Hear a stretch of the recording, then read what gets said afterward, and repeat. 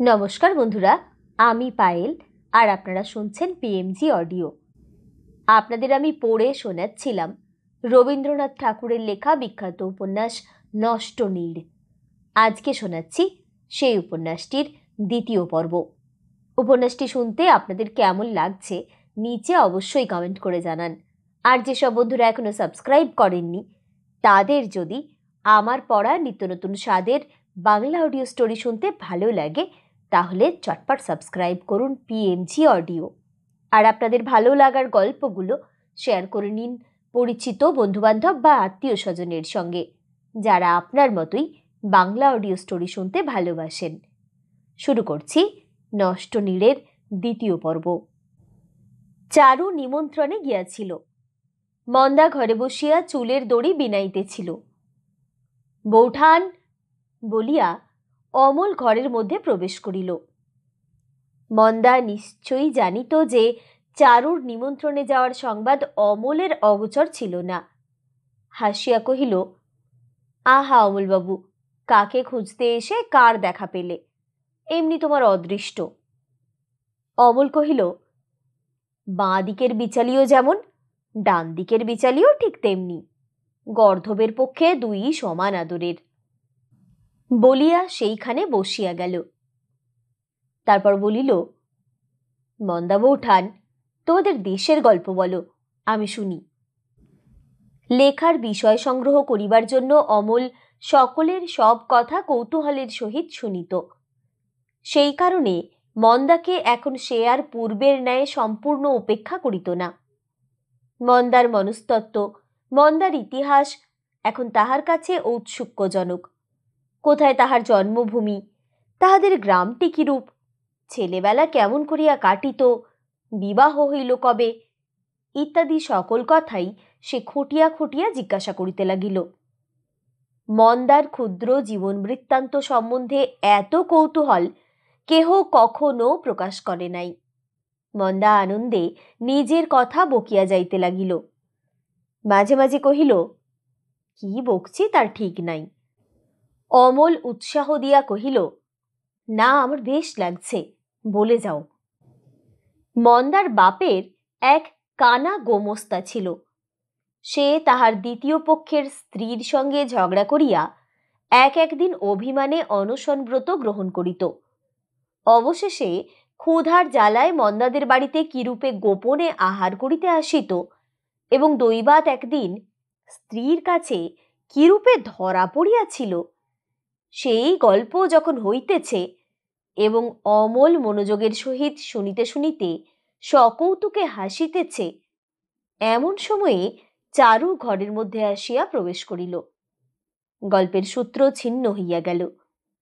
তাহার আগমনে হঠাৎ একটা জমাট সভা ভাঙিয়া গেল, চারু তাহা স্পষ্টই বুঝিতে পারিল।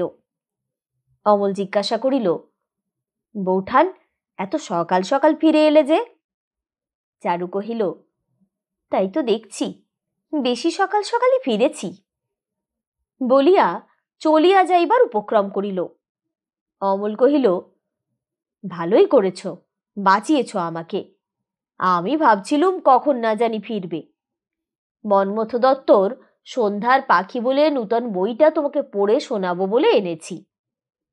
চারু কহিল, এখন থাক, আমার কাজ আছে। অমল বলিল, কাজ থাকে তো আমাকে হুকুম করো, আমি করে দিচ্ছি। চারু জানিত অমল আজ বই কিনিয়া আনিয়া তাহাকে শুনাইতে আসিবে। চারু ঈর্ষা জন্মাইবার জন্য মন্মথর লেখার প্রচুর প্রশংসা করিবে এবং অমল সেই বইটাকে বিকৃত করিয়া পড়িয়া বিদ্রূপ করিতে থাকিবে। এই সকল কল্পনা করিয়াই অধৈর্যবশত সে অকালে নিমন্ত্রণ গৃহের সমস্ত অনুনয় বিনয় লঙ্ঘন করিয়া অসুখের ছুতায় গৃহে চলিয়া আসিতেছে। এখন বারবার মনে করিতেছে, সেখানে ছিলামই ভালো, চলিয়া আসা অন্যায় হইয়াছে।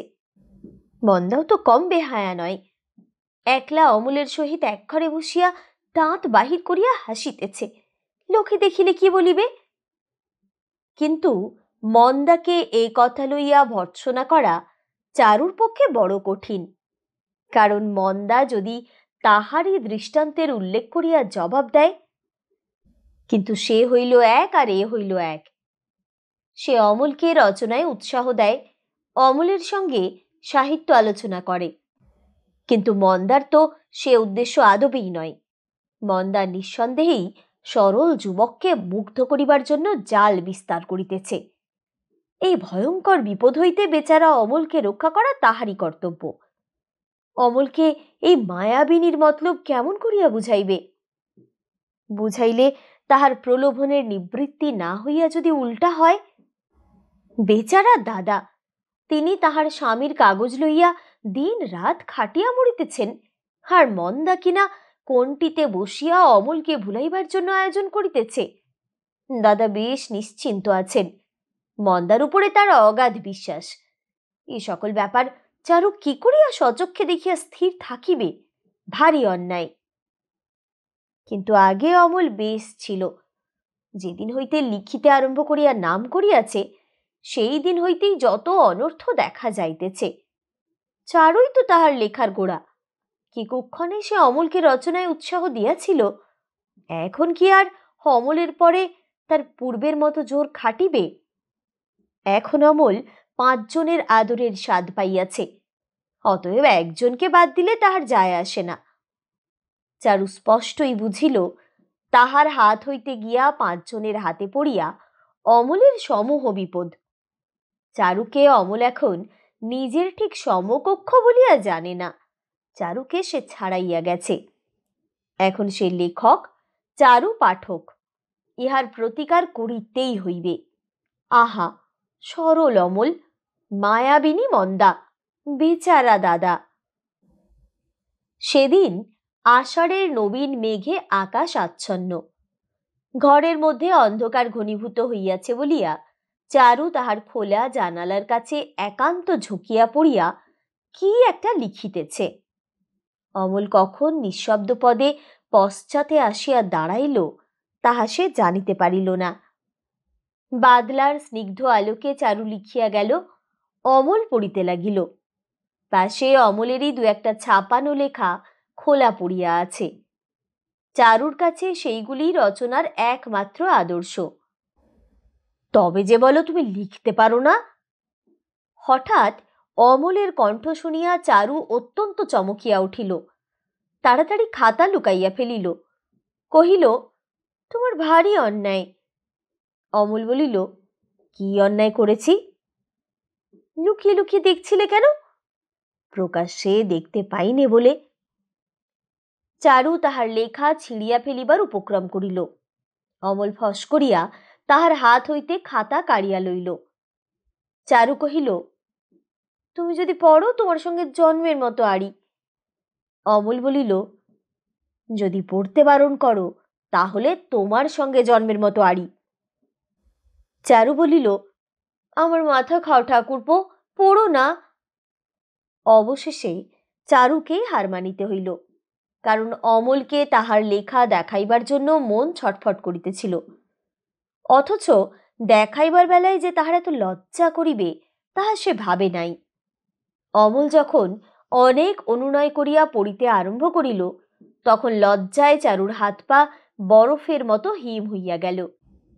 কহিল, আমি পান নিয়ে আসি গে, বলিয়া তাড়াতাড়ি পাশের ঘরে পান সাজিবার উপলক্ষ করিয়া চলিয়া গেল। অমল পড়া সাঙ্গ করিয়া চারুকে গিয়া কহিল, চমৎকার হয়েছে। চারু পানে খয়ের দিতে ভুলিয়া কহিল, যাও, আর ঠাট্টা করতে হবে না, দাও, আমার খাতা দাও। অমল কহিল, খাতা এখন দেব না, লেখাটা কপি করে নিয়ে কাগজে পাঠাবো। চারু কহিল, হ্যাঁ, কাগজে পাঠাবে বই কি, সে হবে না। চারু ভারী গোলমাল করিতে লাগিল। অমলও কিছুতেই ছাড়িল না।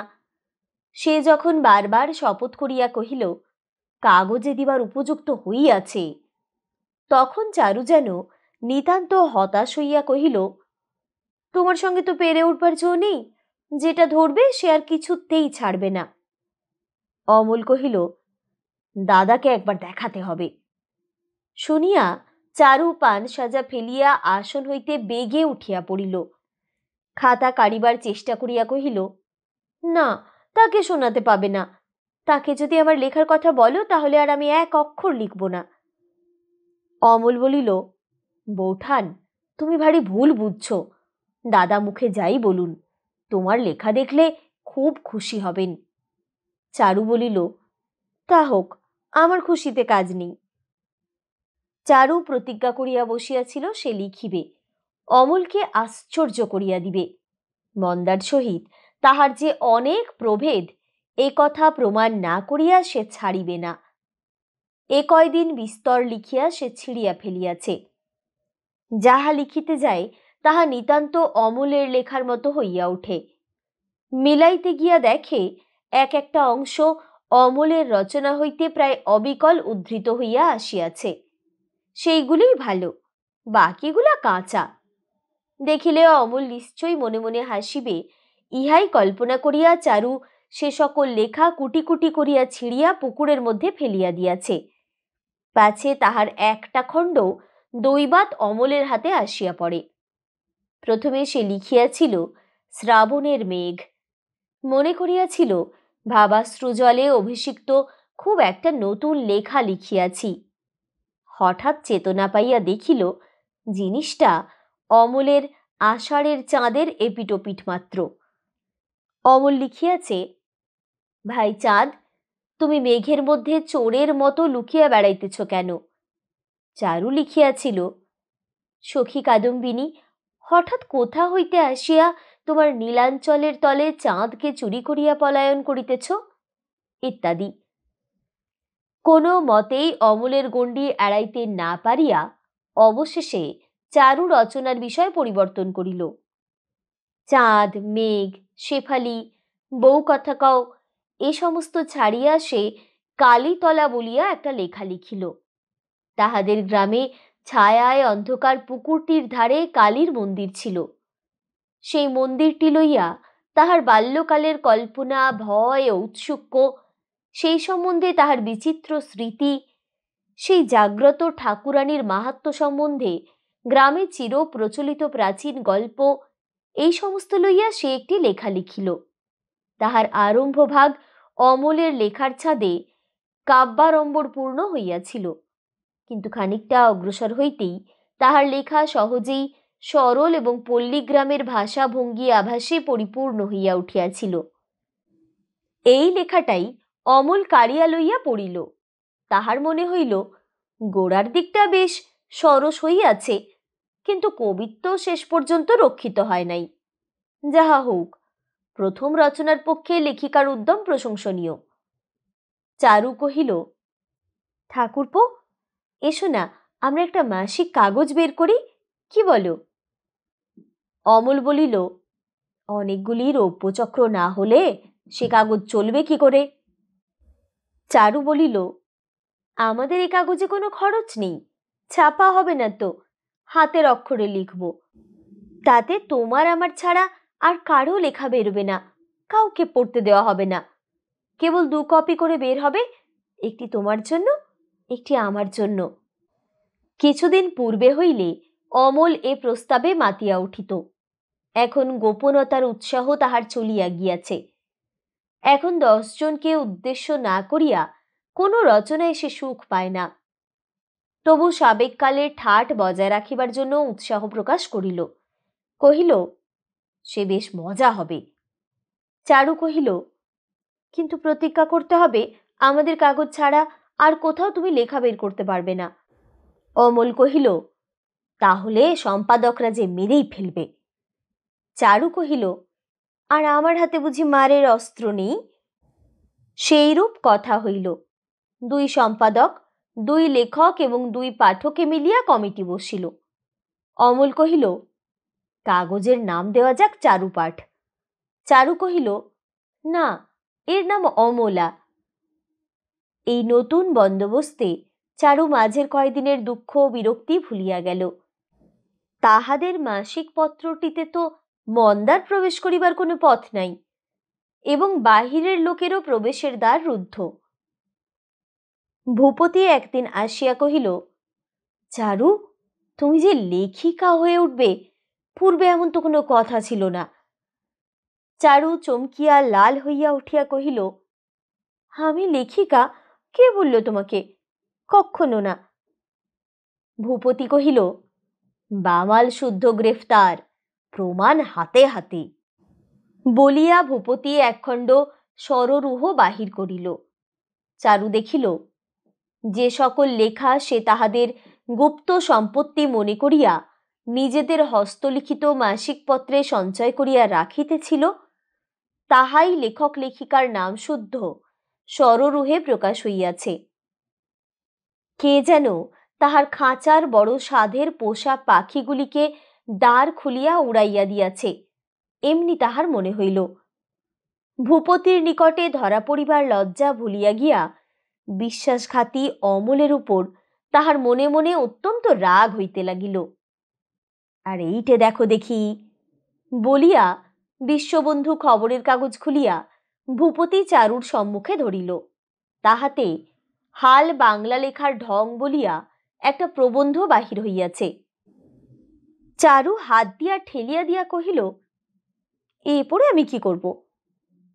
তখন অমলের উপর অভিমানে আর কোনো দিকে সে মন দিতে পারিতেছিল না।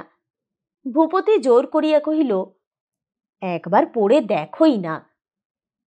চারু অগত্যা চোখ বুলাইয়া গেল।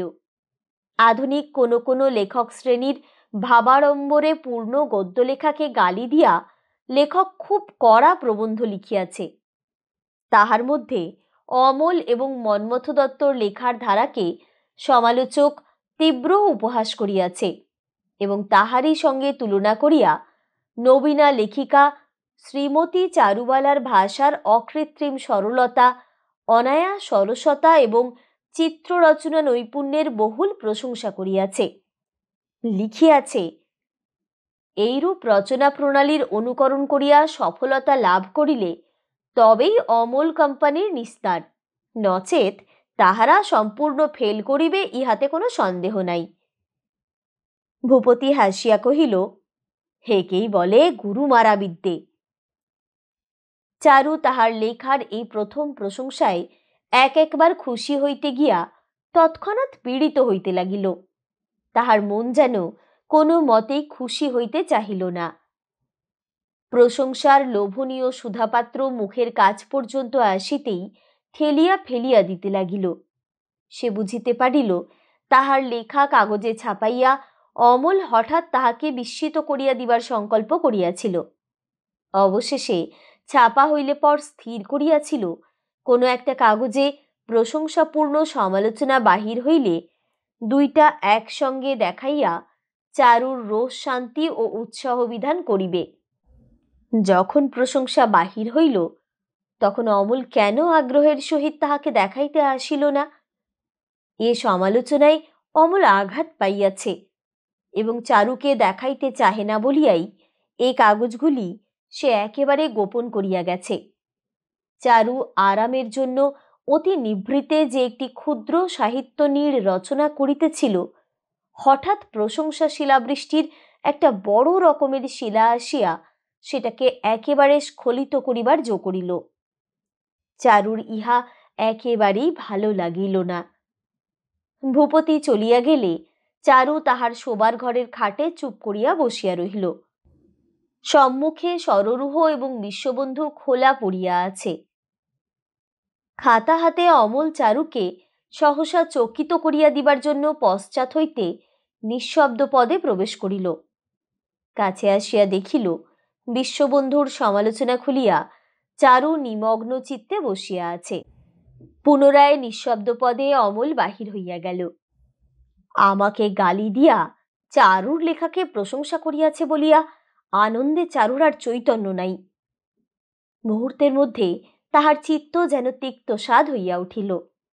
চারু যে মূর্খের সমালোচনা পড়িয়া নিজেকে আপন গুরুর চেয়ে মস্ত মনে করিয়াছে, ইহা নিশ্চয় স্থির করিয়া অমল চারুর উপর ভারী রাগ করিল।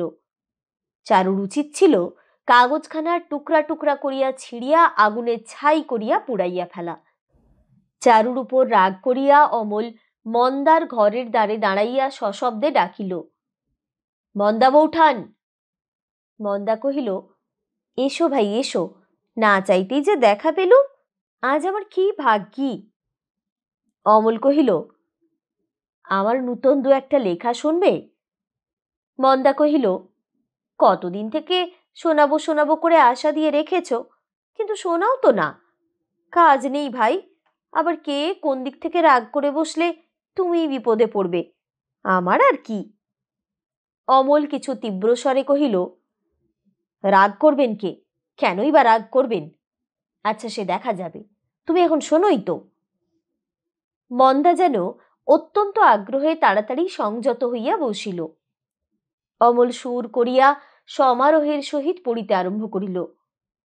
অমলের লেখা মন্দার পক্ষে নিতান্তই বিদেশী, তাহার মধ্যে কোথাও সে কোনো কিনারা দেখিতে পায় না। সেই জন্যেই সমস্ত মুখে আনন্দের হাসি আনিয়া অতিরিক্ত ব্যগ্রতার ভাবে সে শুনিতে লাগিল। উৎসাহে অমলের কণ্ঠ উত্তরোত্তর উচ্চ হইয়া উঠিল। সে পড়িতেছিল। এমন সময়ে মন্দার দ্বারের কাছে একটি ছায়া পড়িল। সে ছায়া মন্দা দেখিতে পাইল, কিন্তু যেন দেখে নাই এরূপ ভান করিয়া অনিমেষ দৃষ্টিতে অমলের মুখের দিকে চাহিয়া নিবিড় মনোযোগের সহিত পড়া শুনিতে লাগিল। ছায়া তৎক্ষণাৎ সরিয়া গেল। চারু অপেক্ষা করিয়াছিল অমল আসিলেই তাহার সম্মুখে বিশ্ববন্ধু কাগজটিকে যথোচিত লাঞ্ছিত করিবে এবং প্রতিজ্ঞা ভঙ্গ করিয়া তাহাদের লেখা মাসিক পত্রে বাহির করিয়াছে বলিয়া অমলকেও ভর্ৎসনা করিবে। অমলের আসিবার সময় উত্তীর্ণ হইয়া গেল, তবু তাহার দেখা নাই। চারু একটা লেখা ঠিক করিয়া রাখিয়াছে, অমলকে শুনাইবার ইচ্ছা, তাহাও পড়িয়া আছে। এমন সময়ে কোথা হইতে অমলের কণ্ঠস্বর শোনা যায়, এ যেন মন্দার ঘরে।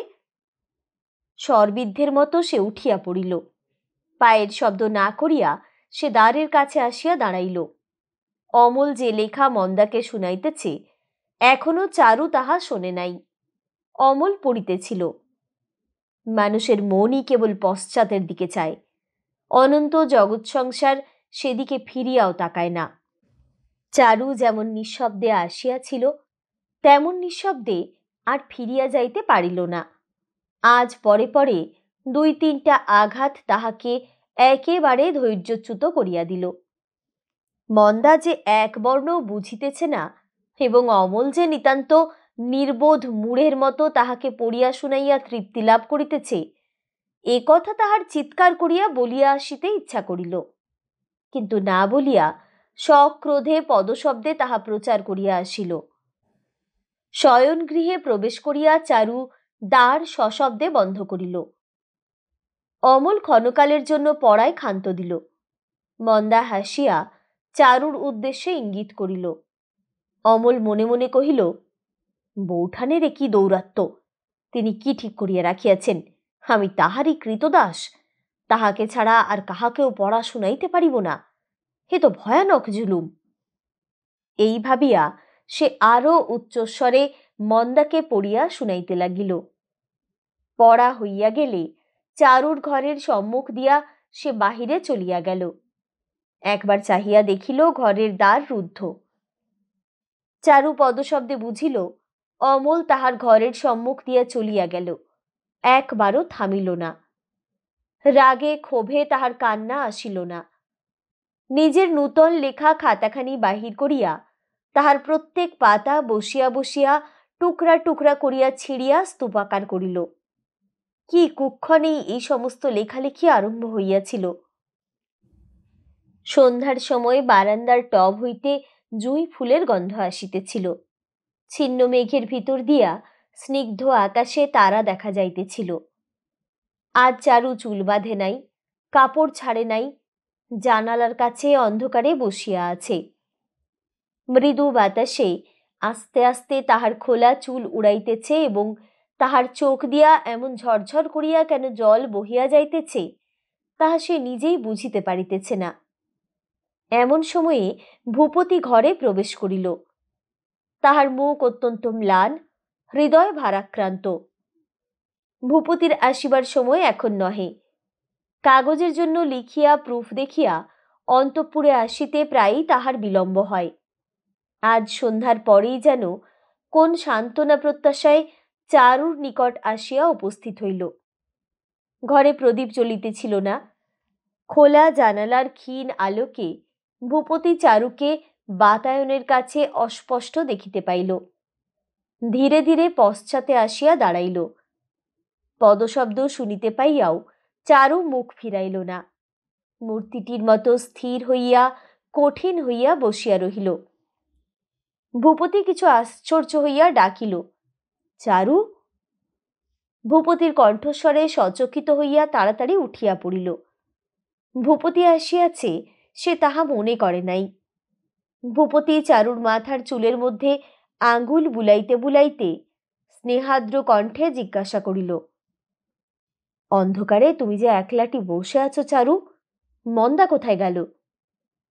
চারু যেমনটি আশা করিয়াছিল, আজ সমস্ত দিন তাহার কিছুই হইল না।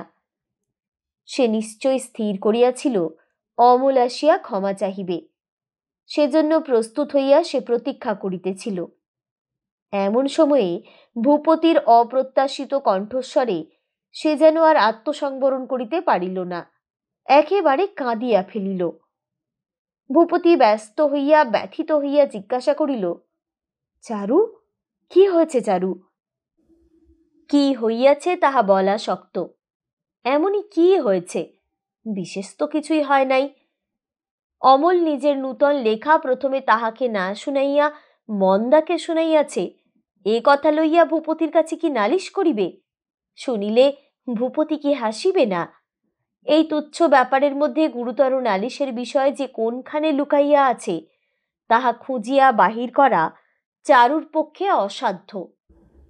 অকারণে সে যে কেন এত অধিক কষ্ট পাইতেছে, ইহাই সম্পূর্ণ বুঝিতে না পারিয়া তাহার কষ্টের বেদনা আরো বাড়িয়া উঠিয়াছে। ভূপতি কহিল, বলো না চারু, তোমার কি হয়েছে? আমি কি তোমার উপর কোনো অন্যায় করেছি? তুমি তো জানোই কাগজের ঝঞ্ঝাট নিয়ে আমি কিরকম ব্যতিব্যস্ত হয়ে আছি। যদি তোমার মনে কোনো আঘাত দিয়ে থাকি, সে আমি ইচ্ছে করে দিইনি। ভূপতি এমন বিষয়ে প্রশ্ন করিতেছে যাহার একটিও জবাব দিবার নাই। সেই জন্য চারু ভিতরে ভিতরে অধীর হইয়া উঠিল। মনে হইতে লাগিল ভূপতি এখন তাহাকে নিষ্কৃতি দিয়া ছাড়িয়া গেলে সে বাঁচে। ভূপতি দ্বিতীয়বার কোনো উত্তর না পাইয়া পুনর্বার স্নেহসিক্ত স্বরে কহিল, আমি সর্বদা তোমার কাছে আসতে পারি নে চারু, সেজন্য আমি অপরাধী। কিন্তু আর হবে না, এখন থেকে দিনরাত কাগজ নিয়ে থাকবো না। আমাকে তুমি যতটা চাও ততটাই পাবে। চারু অধীর হইয়া বলিল, সেজন্যে নয়। ভূপতি কহিল, তবে কি জন্য? বলিয়া খাটের উপর বসিল। চারু বিরক্তির স্বর গোপন করিতে না পারিয়া কহিল, সে এখন থাক, রাত্রে বলবো। ভূপতি মুহূর্তকাল স্তব্ধ থাকিয়া কহিল, আচ্ছা এখন থাক, বলিয়া আস্তে আস্তে উঠিয়া বাহিরে চলিয়া গেল। তাহার নিজের একটা কি কথা বলিবার ছিল, সে আর বলা হইল না। ভূপতি যে একটা ক্ষোভ পাইয়া গেল, চারুর কাছে তাহা অগোচর রহিল না। মনে হইল ফিরিয়া ডাকি, কিন্তু ডাকিয়া কি কথা বলিবে? অনুতাপ তাহাকে বিদ্ধ করিল, কিন্তু কোনো প্রতিকার সে খুঁজিয়া পাইল না। রাত্রি হইল। চারু আজ সবিশেষ যত্ন করিয়া ভূপতির রাত্রের আহার সাজাইল এবং নিজে পাখা হাতে করিয়া বসিয়া রহিল। এমন সময় শুনিতে পাইল মন্দা উচ্চৈস্বরে ডাকিতেছে, ব্রজ, ব্রজ। ব্রজ চাকর সাড়া দিলে জিজ্ঞাসা করিল, অমলবাবুর খাওয়া হয়েছে কি? ব্রজ উত্তর করিল, হয়েছে। মন্দা কহিল, খাওয়া হয়ে গেছে, অথচ পান নিয়ে গেলি নে যে? মন্দা ব্রজকে অত্যন্ত তিরস্কার করিতে লাগিল। এমন সময়ে ভূপতি অন্তঃপুরে আসিয়া আহারে বসিল। চারু পাখা করিতে লাগিল। চারু আজ প্রতিজ্ঞা করিয়াছিল ভূপতির সঙ্গে প্রফুল্ল স্নিগ্ধভাবে নানা কথা কহিবে। কথাবার্তা আগে হইতে ভাবিয়া প্রস্তুত হইয়া বসিয়াছিল, কিন্তু মন্দার কণ্ঠস্বরে তাহার বিস্তৃত আয়োজন সমস্ত ভাঙিয়া দিল। আহারকালে ভূপতিকে সে একটি কথাও বলিতে পারিল না। ভূপতিও অত্যন্ত বিমর্ষ অন্যমনস্ক হইয়াছিল। সে ভালো করিয়া খাইল না। চারু একবার কেবল জিজ্ঞাসা করিল, কিছু খাচ্ছ না যে? ভূপতি প্রতিবাদ করিয়া কহিল, কেন, কম তো খাইনি। শয়নঘরে উভয়ে একত্র হইলে ভূপতি কহিল, আজ রাত্রে তুমি কি বলবে বলছিলে? চারু কহিল, দেখো, কিছুদিন থেকে মন্দার ব্যবহার আমার ভালো বোধ হচ্ছে না। ওকে এখানে রাখতে আমার আর সাহস হয় না। ভূপতি কহিল, কেন, কি করেছে? চারু কহিল, অমলের সঙ্গে ও এমনভাবে চলে যে সে দেখলে লজ্জা হয়। ভূপতি হাসিয়া উঠিয়া কহিল, হ্যাঁ, তুমি পাগল হয়েছ? অমল ছেলে মানুষ, সেদিনকার ছেলে। চারু কহিল, তুমি তো ঘরের খবর কিছুই রাখো না, কেবল বাইরের খবর কুড়িয়ে বেড়াও। যাই হোক, বেচারা দাদার জন্য আমি ভাবি। তিনি কখন খেলেন না খেলেন মন্দা তার কোনো খোঁজও রাখে না, অথচ অমলের পান থেকে চুন খসে গেলেই চাকর বাকরদের সঙ্গে বকাবকি করে অনর্থ করে। ভূপতি কহিল, তোমরা মেয়েরা কিন্তু ভারী সন্দিগ্ধ, তা বলতে হয়। চারু রাগিয়া বলিল, আচ্ছা বেশ, আমরা সন্দিগ্ধ, কিন্তু বাড়িতে আমি এ সমস্ত বেহায়াপনা হতে দেব না, তা বলে রাখছি। চারুর এ সমস্ত অমূলক আশঙ্কায় ভূপতি মনে মনে হাসিল, খুশিও হইল।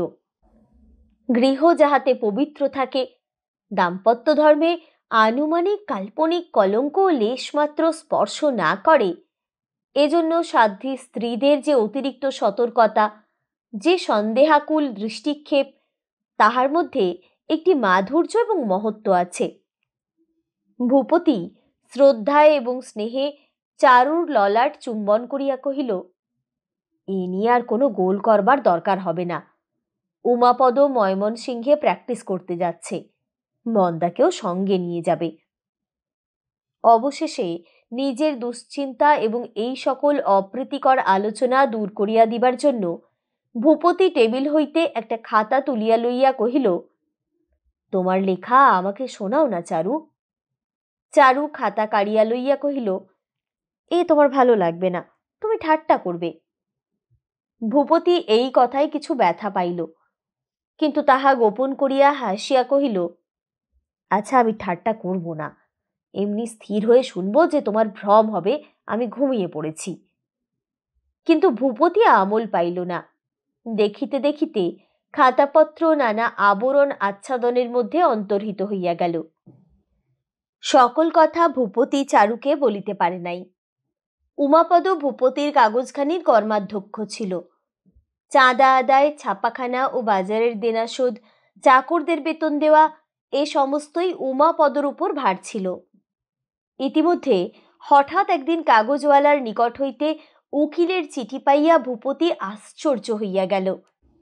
ভূপতির নিকট হইতে তাহাদের ২৭০০ টাকা পাওনা জানাইয়াছে। ভূপতি উমাপদকে ডাকিয়া কহিল, এ কি ব্যাপার? এ টাকা তো আমি তোমাকে দিয়ে দিয়েছি। কাগজের দেনা ৪-৫০০ বেশি হবার তো কথা নয়। উমাপদ কহিল, নিশ্চয়ই এরা ভুল করেছে। কিন্তু আর চাপা রহিল না।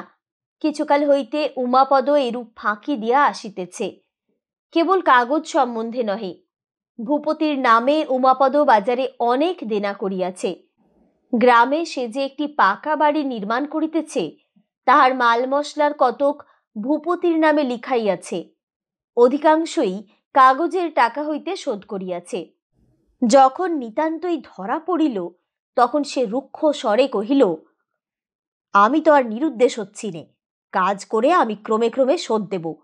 তোমার সিকি পয়সার দেনা যদি বাকি থাকে তো তবে আমার নাম উমাপদ নয়। তাহার নামের ব্যত্যয়ে ভূপতির কোনো সান্ত্বনা ছিল না। অর্থের ক্ষতিতে ভূপতি তত ক্ষুণ্ণ হয় নাই, কিন্তু অকস্মাৎ এই বিশ্বাসঘাতকতায় সে যেন ঘর হইতে শূন্যের মধ্যে পা ফেলিল। সেই দিন সে অকালে অন্তঃপুরে গিয়াছিল। পৃথিবীতে একটা যে নিশ্চয়ই বিশ্বাসের স্থান আছে, সেইটে ক্ষণকালের জন্য অনুভব করিতে আসিতে তাহার হৃদয় ব্যাকুল হইয়াছিল। চারু তখন নিজের দুঃখে সন্ধ্যাদীপ নিভাইয়া জানালার কাছে অন্ধকারে বসিয়াছিল। উমাপদ পরদিনই ময়মনসিংহ যাইতে প্রস্তুত। বাজারের পাওনাদাররা খবর পাইবার পূর্বেই সে সরিয়া পড়তে চায়। ভূপতি ঘৃণাপূর্বক উমাপদর সহিত কথা কহিল না। ভূপতির সেই মৌনাবস্থা উমাপদ সৌভাগ্য বলিয়া জ্ঞান করিল। অমল আসিয়া জিজ্ঞাসা করিল, মন্দা বৌঠান, এ কি ব্যাপার? জিনিসপত্র গোছাবার ধুম যে? মন্দা কহিল, আর ভাই, যেতে তো হবেই, চিরকাল কি থাকবো? অমল কহিল, যাচ্ছ কোথায়? দেশে। কেন, এখানে অসুবিধেটা কি হলো? অসুবিধা আমার আর কি বলো, তোমাদের 5 জনের সঙ্গে ছিলুম, সুখেই ছিলুম, কিন্তু অন্যের অসুবিধে হতে লাগলো যে, বলিয়া চারুর ঘরের দিকে কটাক্ষ করিল। অমল গম্ভীর হইয়া চুপ করিয়া রহিল। মন্দা কহিল, ছি ছি, কি লজ্জা! বাবু কি মনে করলেন? অমল এ কথা লইয়া আর অধিক আলোচনা করিল না। এটুকু স্থির করিল, চারু তাহাদের সম্বন্ধে দাদার কাছে এমন কথা বলিয়াছে যাহা বলিবার নহে। অমল বাড়ি হইতে বাহির হইয়া রাস্তায় বেড়াইতে লাগিল। তাহার ইচ্ছা হইল এ বাড়ি তার ফিরিয়া না আসে। দাদা যদি বৌঠানের কথা বিশ্বাস করিয়া তাহাকে অপরাধী মনে করিয়া থাকেন, তবে মন্দা যে পথে গিয়াছে তাহাকেও সেই পথেই যাইতে হয়। মন্দাকে বিদায় এক হিসাবে অমলের প্রতিও নির্বাসনের আদেশ। সেটা কেবল মুখ ফুটিয়া বলা হয় নাই মাত্র, ইহার পরে কর্তব্য খুব সুস্পষ্ট, আর এক দণ্ডও এখানে থাকা নয়। কিন্তু দাদা যে তাহার সম্বন্ধে কোনো প্রকার অন্যায় ধারণা মনে মনে পোষণ করিয়া রাখিবেন, সে হইতেই পারে না। এতদিন তিনি অক্ষুণ্ণ বিশ্বাসে তাহাকে ঘরে স্থান দিয়া পালন করিয়া আসিতেছেন, সে বিশ্বাসে যে অমল কোনো অংশে আঘাত দেয় নাই, সে কথা দাদাকে না বুঝাইয়া সে কেমন করিয়া যাইবে? ভূপতি তখন আত্মীয়ের কৃতঘ্নতা, পাওনাদারের তাড়না, উচ্ছৃঙ্খল হিসাবপত্র এবং শূন্য তহবিল লইয়া মাথায় হাত দিয়া ভাবিতেছিল। তাহার এই শুষ্ক মনোদুঃখের কেহ দোসর ছিল না। চিত্তবেদনা এবং ঋণের সঙ্গে একলা দাঁড়াইয়া যুদ্ধ করিবার জন্য ভূপতি প্রস্তুত হইতেছিল। এমন সময়ে অমল ঝড়ের মতো ঘরের মধ্যে প্রবেশ করিল। ভূপতি নিজের অগাধ চিন্তার মধ্যে হইতে হঠাৎ চমকিয়া উঠিয়া চাহিল, কহিল, খবর কি অমল? অকস্মাৎ মনে হইল অমল বুঝি আর একটা কি গুরুতর দুঃসংবাদ লইয়া আসিল। অমল কহিল, দাদা, আমার উপর তোমার কি কোনো রকম সন্দেহের কারণ হয়েছে? ভূপতি আশ্চর্য হইয়া কহিল, তোমার উপরে সন্দেহ? মনে মনে ভাবিল, সংসার যে রূপ দেখিতেছি তাহাতে কোনোদিনও অমলকেও সন্দেহ করিব আশ্চর্য নাই। অমল কহিল, বৌঠান কি আমার চরিত্র সম্বন্ধে তোমার কাছে কোনো রকম দোষারোপ করেছেন? ভূপতি ভাবিল, ও এই ব্যাপার, বাঁচা গেল, স্নেহের অভিমান। সে মনে করিয়াছিল সর্বনাশের উপর বুঝি আর একটা কিছু সর্বনাশ ঘটিয়াছে, কিন্তু গুরুতর সংকটের সময়েও এই সকল তুচ্ছ বিষয়ে কর্ণপাত করিতে হয়। সংসার এদিকে সাঁকোও নাড়াইবে, অথচ সেই সাঁকোর উপর দিয়া তাহার শাকের আটিগুলো পার করিবার জন্য তাগিদ করিতেও ছাড়িবে না। অন্য সময় হইলে ভূপতি অমলকে পরিহাস করিত, কিন্তু আজ তাহার সে প্রফুল্লতা ছিল না। সে বলিল, পাগল হয়েছ নাকি? অমল আবার জিজ্ঞাসা করিল, বৌঠান কিছু বলেননি? ভূপতি কহিল, তোমাকে ভালোবাসেন বলে যদি কিছু বলে থাকেন, তাতে রাগ করবার কোনো কারণ নেই। অমল কহিল, কাজকর্মের চেষ্টায় এখন আমার অন্যত্র যাওয়া উচিত। ভূপতি ধমক দিয়া কহিল, অমল, তুমি কি ছেলে মানুষই করছো তার ঠিক নেই। এখন পড়াশোনা করো, কাজকর্ম পরে হবে। অমল বিমর্ষ মুখে চলিয়া আসিল। ভূপতি তাহার কাগজের গ্রাহকদের মূল্যপ্রাপ্তির তালিকার সহিত 3 বছরের জমা খরচের হিসাব মিলাইতে বসিয়া গেল। অমল স্থির করিল বৌঠানের সঙ্গে মোকাবিলা করিতে হইবে, এই কথাটার শেষ না করিয়া ছাড়া হইবে না। বৌঠানকে যে সকল শক্ত শক্ত কথা শুনাইবে মনে মনে তাহা আবৃত্তি করিতে লাগিল। মন্দা চলিয়া গেলে চারু সংকল্প করিল অমলকে সে নিজে হইতে ডাকিয়া পাঠাইয়া তাহার রোষ শান্তি করিবে, কিন্তু একটা লেখার উপলক্ষ করিয়া ডাকিতে হইবে। অমলেরই একটা লেখার অনুকরণ করিয়া অমাবস্যার আলো নামে সে একটা প্রবন্ধ ভাদিয়াছে। চারু এইটুকু বুঝিয়াছে যে তাহার স্বাধীন ছাদের লেখা অমল পছন্দ করে না। পূর্ণিমা তাহার সমস্ত আলোক প্রকাশ করিয়া ফেলে বলিয়া চারু তাহার নতুন রচনায় পূর্ণিমাকে অত্যন্ত ভর্ৎসনা করিয়া লজ্জা দিতেছে। লিখিতেছে, অমাবস্যার অতল স্পর্শ অন্ধকারের মধ্যে 16 কলা চাঁদের সমস্ত আলোক স্তরে স্তরে আবদ্ধ হইয়া আছে, তাহার এক রশ্মিও হারাইয়া যায় নাই। তাই পূর্ণিমার উজ্জ্বলতা অপেক্ষা অমাবস্যার কালিমা পরিপূর্ণতর ইত্যাদি। অমল নিজের সকল লেখাই সকলের কাছে প্রকাশ করে এবং চারু তাহা করে না। পূর্ণিমা অমাবস্যার তুলনার মধ্যে কি সেই কথাটার আভাস আছে? এদিকে এই পরিবারের তৃতীয় ব্যক্তি ভূপতি কোনো আসন্ন ঋণের তাগিদ হইতে মুক্তি লাভের জন্য তাহার পরম বন্ধু মতিলালের কাছে গিয়াছিল। মতিলালকে সংকটের সময় ভূপতি কয়েক হাজার টাকা ধার দিয়াছিল। সেদিন অত্যন্ত বিব্রত হইয়া সেই টাকাটা চাহিতে গিয়াছিল। মতিলাল স্নানের পর গা খুলিয়া পাখার হাওয়া লাগাইতেছিল এবং একটা কাঠের বাক্সের উপর কাগজ মেলিয়া অতি ছোট অক্ষরে সহস্র দুর্গা নাম লিখিতেছিল। ভূপতিকে দেখিয়া অত্যন্ত হৃদ্যতার স্বরে কহিল, এসো এসো, আজকাল তো তোমার দেখা পাবারই জো নেই। মতিলাল টাকার কথা শুনিয়া আকাশ পাতাল চিন্তা করিয়া কহিল, কোন টাকার কথা বলছো? এর মধ্যে তোমার কাছে কিছু নিয়েছি নাকি? ভূপতি সাল তারিখ স্মরণ করাইয়া দিলে মতিলাল কহিল, ও, সেটা তো অনেকদিন হলো তামাদি হয়ে গেছে। ভূপতির চক্ষে তাহার চতুর্দিকের চেহারা সমস্ত বদল হইয়া গেল। সংসারের যে অংশ হইতে মুখোশ খসিয়া পড়িল সেদিকটা দেখিয়া আতঙ্কে ভূপতির শরীর কণ্টকিত হইয়া উঠিল। হঠাৎ বন্যা আসিয়া পড়িলে ভীত ব্যক্তি যেখানে সকলের চেয়ে উচ্চ চূড়া দেখে সেইখানে যেমন ছুটিয়া যায়, সংশয় আক্রান্ত বহিঃ সংসার হইতে ভূপতি তেমনি বেগে অন্তঃপুরে প্রবেশ করিল। মনে মনে কহিল, আর যাই হোক, চারু তো আমাকে বঞ্চনা করিবে না। চারু তখন খাটে বসিয়া কোলের উপর বালিশ এবং বালিশের উপর খাতা রাখিয়া ঝুঁকিয়া পড়িয়া এক মনে লিখিতেছিল। ভূপতি যখন নিতান্ত তাহার পাশে আসিয়া দাঁড়াইল তখনই তাহার চেতনা হইল। তাড়াতাড়ি তাহার খাতাটা পায়ের নিচে চাপিয়া বসিল। মনে যখন বেদনা থাকে তখন অল্প আঘাতেই গুরুতর ব্যথা বোধ হয়। চারু এমন অনাবশ্যক সত্বরতার সহিত তাহার লেখা গোপন করিল দেখিয়া ভূপতির মনে বাজিল। ভূপতি ধীরে ধীরে খাটের উপর চারুর পাশে বসিল। চারু তাহার রচনা স্রোতে অনপেক্ষিত বাধা পাইয়া এবং ভূপতির কাছে হঠাৎ খাতা লুকাইবার ব্যস্ততায় অপ্রতিভ হইয়া কোনো কথাই জোগাইয়া উঠিতে পারিল না। সেদিন ভূপতির নিজের কিছু দিবার বা কহিবার ছিল না। সে রিক্ত হস্তে চারুর নিকটে প্রার্থী হইয়া আসিয়াছিল। চারুর কাছ হইতে আশঙ্কাধর্মী ভালোবাসার একটা কোনো প্রশ্ন, একটা কিছু আদর পাইলেই তাহার ক্ষত যন্ত্রণায় ঔষধ পড়িত। কিন্তু হ্যাদে লক্ষ্মী হইল লক্ষ্মী ছাড়া।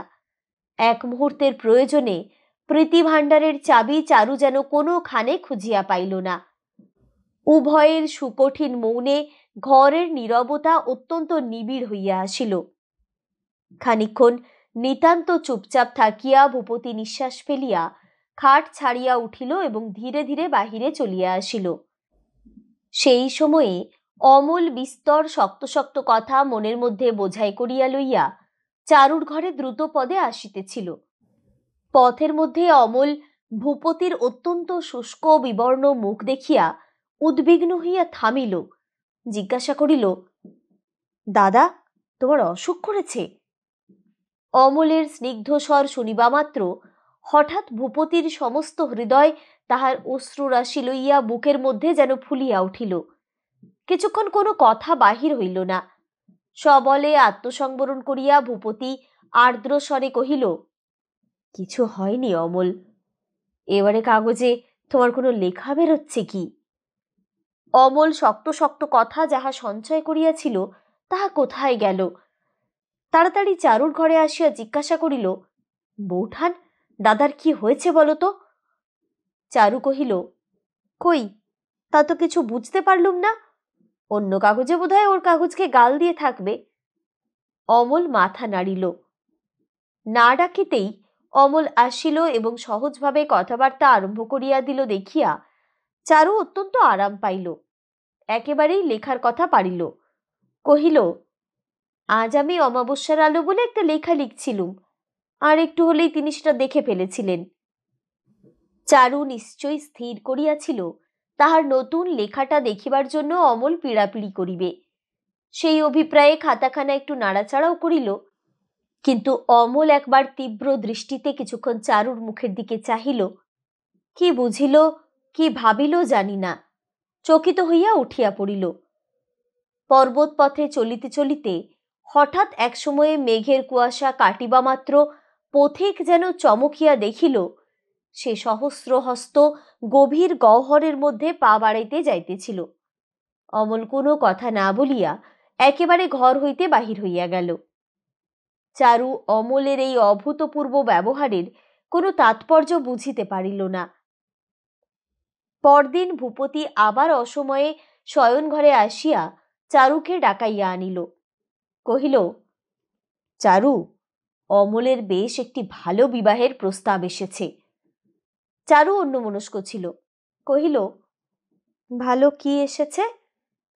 বিয়ের সম্বন্ধ। কেন, আমাকে কি পছন্দ হলো না? ভূপতি উচ্চস্বরে হাসিয়া উঠিল। কহিল, তোমাকে পছন্দ হলো কিনা সে কথা এখনো অমলকে জিজ্ঞাসা করা হয়নি। যদি বা হয়ে থাকে, আমার তো একটা ছোটখাটো দাবি আছে, সে আমি ফস করে ছাড়ছি নে। চারু কহিল, আহ, কি বকছো তার ঠিক নেই। তুমি যে বললে তোমার বিয়ের সম্বন্ধ এসেছে। চারুর মুখ লাল হইয়া উঠিল। ভূপতি কহিল, তাহলে কি ছুটে তোমাকে খবর দিতে আসতুম? বকশিস পাবার তো আশা ছিল না। চারু কহিল, অমলের সম্বন্ধ এসেছে? বেশ তো, তাহলে আর দেরি কেন? ভূপতি কহিল, বর্ধমানের উকিল রঘুনাথ বাবু তার মেয়ের সঙ্গে বিবাহ দিয়ে অমলকে বিলেতে পাঠাতে চান।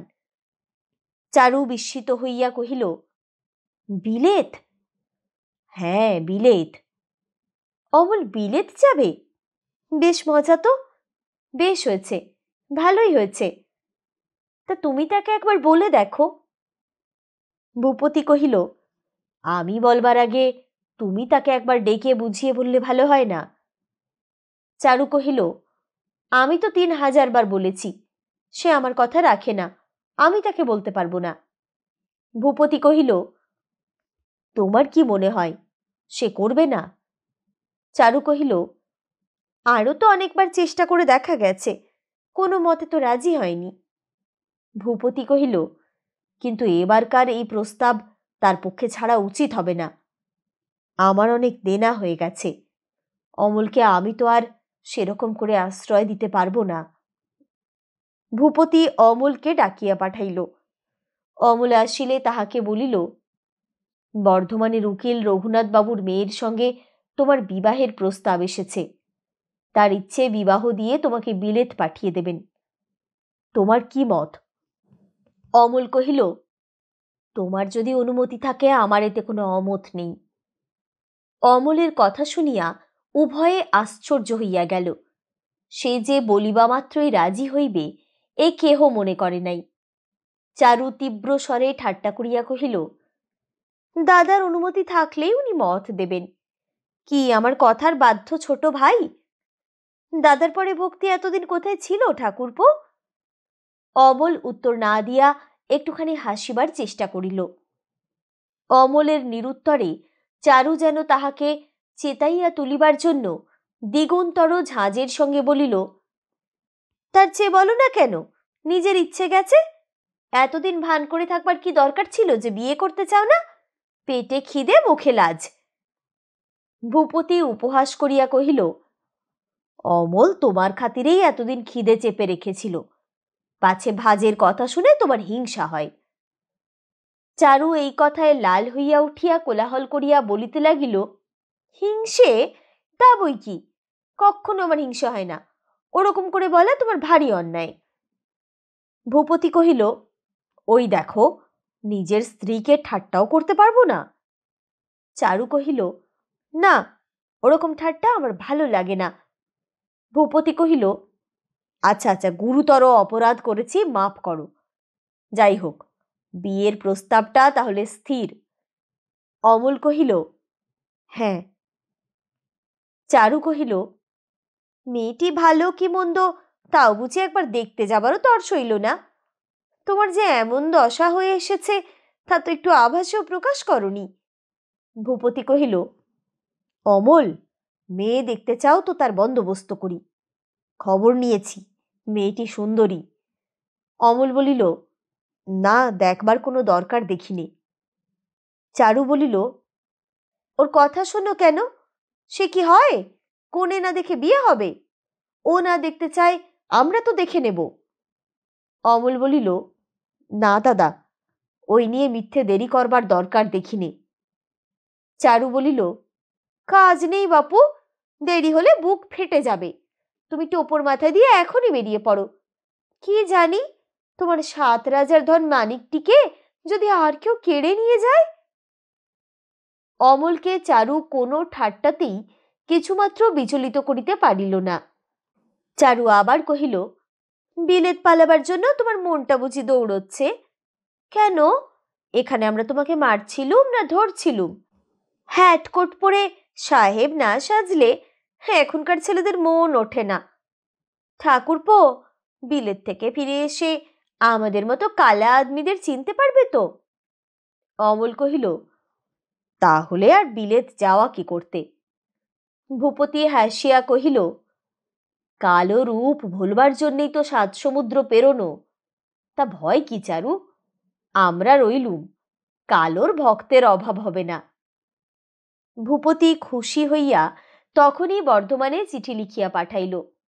বিবাহের দিন স্থির হইয়া গেল।